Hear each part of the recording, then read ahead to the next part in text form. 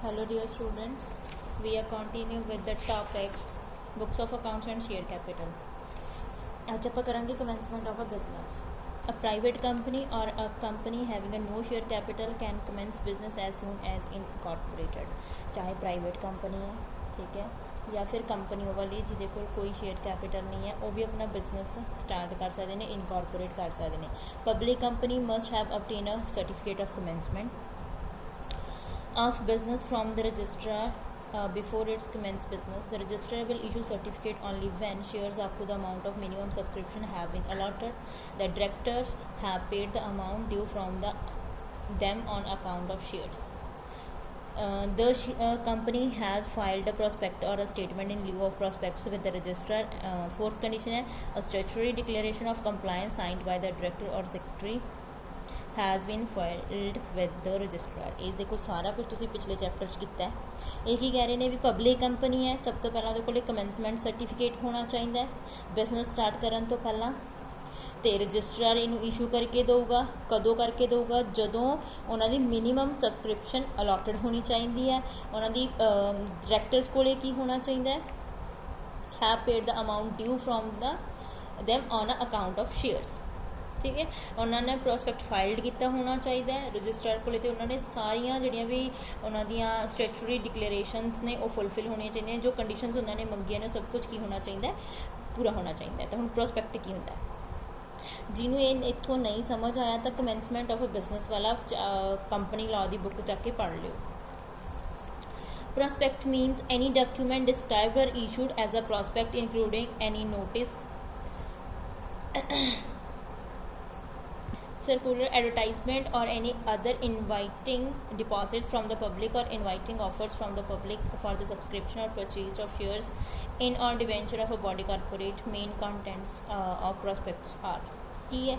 ਇੱਕ ਡਾਕੂਮੈਂਟ ਹੈ ਜਿਹੜਾ ਡਿਸਕ੍ਰਾਈਬ ਕੀਤਾ ਜਾਂਦਾ ਹੈ, ਮਤਲਬ ਕੋਈ ਵੀ ਇੱਕ ਚੀਜ਼ ਦਾ ਮਤਲਬ ਆਪਾਂ ਨੇ ਬਣਾਤੀ. ਲਾਈਕ ਦੇਖੋ ਤੁਸੀਂ ਦੇਖਦੇ ਹੋ ਕਿ ਕਾਲਜਿਸ ਦੇ ਆਪਣੇ ਪ੍ਰੋਸਪੈਕਟ ਹੁੰਦੇ ਨੇ ਜਿਹਦੇ ਵਿੱਚ ਕੀ ਹੁੰਦਾ ਕਿ ਉਹਦੇ ਵਿੱਚ ਕਾਲਜ ਬਾਰੇ ਸਾਰੀ ਇਨਫੋ ਦਿੱਤੀ ਹੁੰਦੀ ਹੈ. ਇਸੇ ਤਰ੍ਹਾਂ ਕੰਪਨੀ ਦੇ ਪ੍ਰੋਸਪੈਕਟਸ ਨੇ, ਜਿਹੜੇ ਬਿਜ਼ਨਸ ਦੇ ਪ੍ਰੋਸਪੈਕਟਸ ਨੇ, ਉਸ ਦੇ ਵਿੱਚ ਵੀ ਸਾਰਾ ਕੁਝ ਦਿੱਤਾ ਹੁੰਦਾ ਕਿ ਕਿੱਦਾਂ ਕੀ ਚੀਜ਼ਾਂ ਹੋਣਗੀਆਂ, ਕਿੰਨੇ ਪੀਪਲਸ ਇਨਵਾਈਟ ਕੀਤੇ ਜਾ ਰਹੇ ਨੇ, ਸਭ ਐਵਰੀਥਿੰਗ ਪ੍ਰੋਸਪੈਕਟਸ ਦੇ ਵਿੱਚ ਦਿੱਤੀ ਹੋਊਗੀ. ਮੇਨ ਆਬਜੈਕਟਿਵ ਵਿੱਚ ਕੀ ਦਿੱਤਾ ਹੋਏਗਾ? ਨੇਮ, ਐਡਰੈਸ, ਡਿਸਕ੍ਰਿਪਸ਼ਨ, ਆਕਿਊਪੇਸ਼ਨ, ਸਿਗਨੇਚਰੀਜ਼ ਆਫ ਮੈਮੋਰੈਂਡਮ. ਜੋ ਮੈਮੋਰੈਂਡਮ ਦੇ ਵਿੱਚ ਬੰਦੇ ਹੋਣਗੇ ਜਿਨ੍ਹਾਂ ਦੇ ਨਾਮ ਲਿਖੇ ਹੋਣਗੇ ਉਹਨਾਂ ਦਾ ਨੇਮ, ਐਡਰੈਸ, ਡਿਸਕ੍ਰਿਪਸ਼ਨ ਸਭ ਕੁਝ ਆਕਿਊਪੇਸ਼ਨ ਦੇ ਵਿੱਚ ਲਿਖਿਆ ਹੋਊਗਾ. ਨੰਬਰ ਆਫ ਸ਼ੇਅਰਸ, ਕਿੰਨੇ ਸਬਸਕ੍ਰਾਈਬ ਕੀਤੇ ਗਏ ਉਹਨਾਂ ਦੇ ਦੁਆਰਾ. Number and class of shares and nature, extent of interest of holders therein a property and profits of a business. ਦੇਖੋ ਨੰਬਰ, ਕਿੰਨੇ ਸ਼ੇਅਰਸ ਨੇ, ਠੀਕ ਹੈ, ਉਹਨਾਂ ਦੀ ਕਲਾਸ ਕੀ ਹੈ ਸ਼ੇਅਰਸ ਦੀ, ਉਹਨਾਂ ਦਾ ਨੇਚਰ ਕੀ ਹੈ, ਠੀਕ ਹੈ, ਅਤੇ ਕੰਪਨੀ ਦੀ ਪ੍ਰੋਪਰਟੀ, ਉਹਨਾਂ ਦੇ ਕਿੰਨੇ ਪ੍ਰੋਫਿਟਸ ਨੇ, ਸਾਰਾ ਕੁਛ ਇਹਦੇ ਵਿੱਚ ਦਿੱਤਾ ਹੋਊਗਾ.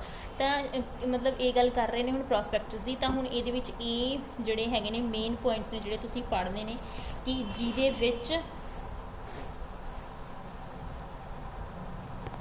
ਇਹ ਉਹ ਸਾਰੇ ਮੇਨ ਕੰਟੈਂਟਸ, ਮੇਨ ਪੁਆਇੰਟ ਨੇ ਜਿਹੜੇ ਪ੍ਰੋਸਪੈਕਟਿਵਸ ਦੇ ਵਿੱਚ ਦਿੱਤੇ ਜਾਂਦੇ ਨੇ, ਜਿਹਦੇ ਵਿੱਚ ਤੁਸੀਂ ਇਹ ਸਿਰਫ ਇਹ ਜਿਹੜੇ ਪੁਆਇੰਟਸ ਨੇ ਤੁਸੀਂ ਖੁਦ ਰੀਡ ਆਊਟ ਕਰਨੇ ਨੇ. ਸਿਰਫ ਮੇਨ ਗੱਲਾਂ ਇਹਦੇ ਵਿੱਚ ਲਿਖੀਆਂ ਹੋਈਆਂ ਨੇ ਕਿ ਉਹਦੇ ਵਿੱਚ ਕੀ ਚੀਜ਼ਾਂ ਹੋਣਗੀਆਂ ਪ੍ਰੋਸਪੈਕਟਸ ਦੇ ਵਿੱਚ. ਅੱਗੇ ਵੀ ਹੈ ਕੁਛ ਇਹਦੇ ਨਾਲ ਦਾ, ਦੇਖੋ ਇਹ ਤੁਸੀਂ ਇਸ 'ਚੋਂ ਨਹੀਂ ਕਰਨਾ ਪ੍ਰੋਸਪੈਕਟ ਵਾਲਾ, ਤਾਂ ਪ੍ਰੋਸਪੈਕਟ ਵਾਲਾ ਤੁਸੀਂ ਪਿਛਲੀ ਦੇ ਵਿੱਚੋਂ ਕਰ ਸਕਦੇ ਹੋ ਕੰਪਨੀ ਲਾ ਦੀ ਬੁੱਕ ਦੇ ਵਿੱਚੋਂ. ਹੁਣ ਆਇਆ ਬੁੱਕਸ ਆਫ ਅਕਾਊਂਟ.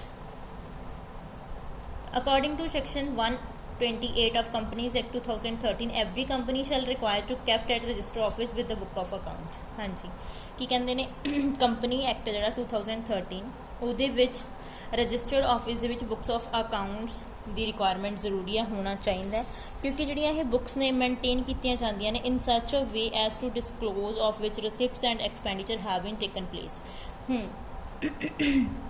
ਜਿਹੜੀਆਂ ਬੁੱਕਸ ਮੇਨਟੇਨ ਕੀਤੀਆਂ ਜਾਂਦੀਆਂ ਨੇ ਉਹਦੇ ਵਿੱਚ ਅਸੀਂ ਕੀ ਦੇਖਣਾ ਹੈ ਕਿ ਕਿੰਨੀ ਮਨੀ ਸਾਡੇ ਕੋਲ ਆਈ ਹੈ ਅਤੇ ਕਿੰਨੀ ਅਸੀਂ ਐਕਸਪੈਂਡ ਕਰਤੀ. ਠੀਕ ਹੈ, ਵੀ ਮੀਨਸ ਬੁੱਕਸ ਆਫ ਅਕਾਊਂਟ ਦੇ ਵਿੱਚ ਅਸੀਂ ਇਹ ਚੀਜ਼ ਨੋਟ ਕਰਦੇ ਕਿੰਨਾ ਪੈਸਾ ਸਾਡੇ ਕੋਲ ਆਇਆ, ਕਿੰਨਾ ਗਿਆ, ਠੀਕ ਹੈ, ਕਿੰਨੀਆਂ ਰਸੀਟਸ ਰਿਸੀਵ ਹੋਇਆ ਅਤੇ ਕਿੰਨੇ ਸਾਡੇ ਖਰਚੇ ਨੇ, ਸਾਰਾ ਕੁਛ, ਜਿੰਨੇ ਸਾਡੇ ਸੇਲਸ ਨੇ ਅਤੇ ਕਿੰਨੀਆਂ ਅਸੀਂ ਪਰਚੇਜ਼ ਕੀਤੀਆਂ ਨੇ, ਕਿੰਨੀਆਂ ਐਸੈਟਸ ਨੇ, ਕਿੰਨੀਆਂ ਲਾਇਬਿਲਿਟੀਜ਼ ਨੇ, ਠੀਕ ਹੈ. ਕੰਪਨੀ ਜਿਹੜੀ ਹੈਗੀ ਉਹ ਕਿਸ ਟਾਈਪ ਆਫ ਬਿਜ਼ਨਸ ਦੇ ਨਾਲ ਅੰਗੇਜ ਹੈ, ਪ੍ਰੋਡਕਸ਼ਨ ਦਾ ਕੰਮ ਕਰ ਰਹੀ ਹੈ, ਪ੍ਰੋਸੈਸਿੰਗ ਦਾ ਕਰ ਰਹੀ ਹੈ, ਮੈਨੂਫੈਕਚਰਿੰਗ ਦਾ ਕਰ ਰਹੀ ਹੈ, ਜਾਂ ਫਿਰ ਮਾਈਨਿੰਗ ਐਕਟੀਵਿਟੀਜ਼ ਕਰ ਰਹੀ ਹੈ। ਠੀਕ ਹੈ, ਕਿ ਜਿਹੜਾ ਪਰਟੀਕੂਲਰ ਤੁਸੀਂ ਕੰਮ ਕਰ ਰਹੇ ਹੋ ਕਿਹਦੇ ਨਾਲ ਰਿਲੇਟਡ ਹੈ, ਯੂਟੀਲਾਈਜੇਸ਼ਨ ਆਫ ਰਿਸੋਰਸਿਸ ਨਾਲ, ਲੇਬਰ ਨਾਲ, ਕਿਹੜੀ ਆਈਟਮ ਕੋਸਟ ਤੁਸੀਂ ਪ੍ਰੈਜੈਂਟ ਕਰ ਰਹੇ ਹੋ, ਹੈ ਨਾ, ਇੱਦਾਂ ਦਾ ਸਾਰਾ ਕੁਛ। Class of companies required by the central government to include such particulars in the books of accounts. ਇਹ ਸਾਰਾ ਕੁਛ ਬੁੱਕਸ ਆਫ ਅਕਾਊਂਟ ਦੇ ਵਿੱਚ ਸ਼ੋ ਕੀਤਾ ਜਾਂਦਾ ਹੈ। हाँ जी, provided that all or any of books of account aforesaid may be kept at a such other place in India as a board of directors may decide, and the company shall within a 7 days of decisions file with the registrar or a notice in a writing given full address of the other place। हाँ जी, इस दे विच की आ कि मीनस है ना जिहड़ियां books of accounts ने ਇਹ board of director ਦੇ ਦੁਆਰਾ ਡਿਸਾਈਡ ਕੀਤਾ ਜਾਊਗਾ ਕਿ 7 ਦਿਨਾਂ ਦੇ ਵਿੱਚ ਡਿਸੀਜਨ ਲੈ ਲੂਗਾ ਕਿ ਇਹਨੂੰ ਅਸੀਂ ਨੇ ਬਣਾਉਣਾ ਅਤੇ ਫਾਈਲ ਕਰਵਾਉਣੀ ਹੈ ਰਜਿਸਟਰਾਰ ਕੋਲੇ। ਅਤੇ if proper books of accounts relating to the transaction, ਜੇ ਟ੍ਰਾਂਜੈਕਸ਼ਨ ਨਾਲ ਰਿਲੇਟਡ ਹੈ ਤਾਂ ਬ੍ਰਾਂਚ ਆਫਿਸ ਕੈਪਟ ਕਰੇਗਾ। ਠੀਕ ਹੈ, ਉਹਨਾਂ ਦੀ ਪ੍ਰੋਪਰ ਸਮਰਾਈਜ਼ਿੰਗ ਕਰੂਗਾ, ਰਿਟਰਨ ਬਣਾਊਗਾ, ਸਾਰਾ ਕੰਮ ਕੌਣ ਦੇਖੇਗਾ, ਹੁਣ ਬ੍ਰਾਂਚ ਆਫਿਸ ਦੇਖੇਗਾ। Returns made to a date of interval not more than 3 months are sent by the branch office. ठीक है, जो समरी रिटर्न होएगी उन्होंने डेट ऑफ इंटरवल कितनी होएगी, 3 महीने तो ज़्यादा नहीं होनी चाहिए। Proper books of account shall not be deemed to be kept in respect of matter specified them. तो कह रहे हैं कि है ना, अगर तुसी proper books of account kept नहीं कीतियां तां if books are not kept नहीं हैगियां as necessary to given a true and fair view of state of affairs of the company or branch office, it case explain the transactions। ठीक है, ਹੁਣ ਤੁਸੀਂ books of accounts maintain ਨਹੀਂ ਕੀਤੀਆਂ ਤਾਂ ਤੁਸੀਂ ਹੈ ਨਾ ਕੀ ਕਰੋਗੇ, ਟਰੂ ਤੇ ਫੇਅਰ ਵਿਊ ਦੋਗੇ state of affair of the company ਦੇ ਬਾਰੇ, ਜਿਹੜੀਆਂ ਤੁਸੀਂ ਟ੍ਰਾਂਜੈਕਸ਼ਨਸ ਕੀਤੀਆਂ ਨੇ ਉਹਨਾਂ ਦੀ ਫੁੱਲ ਐਕਸਪਲੇਨੇਸ਼ਨ ਦੋਗੇ। ਇਹ books are not kept on accrual basis according to the double entry system. हाँ, हूँ एक्यूरल बेसिस से नहीं कीतियां ने double entry and according to the double entry.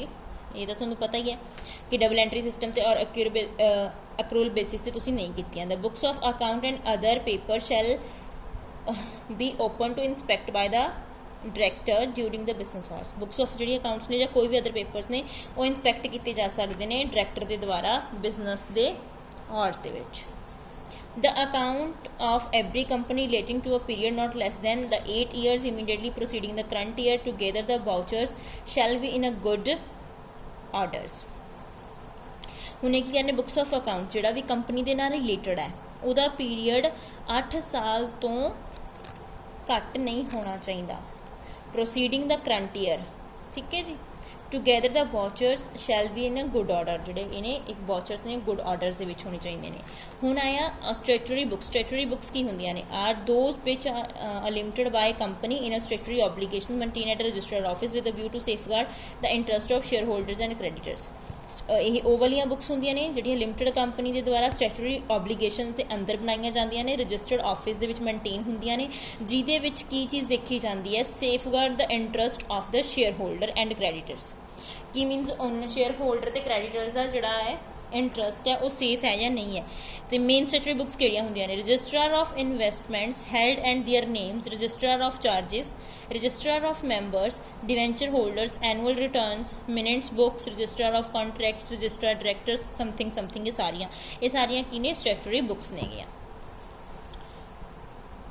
तो हुण आपां गल करदे हां स्टैटिकल बुक्स दी। In order to keep a complete record of numerous detail of a certain transactions and activities of a company, the following statistical books are usually maintained by the joint stock companies in addition to the statutory books.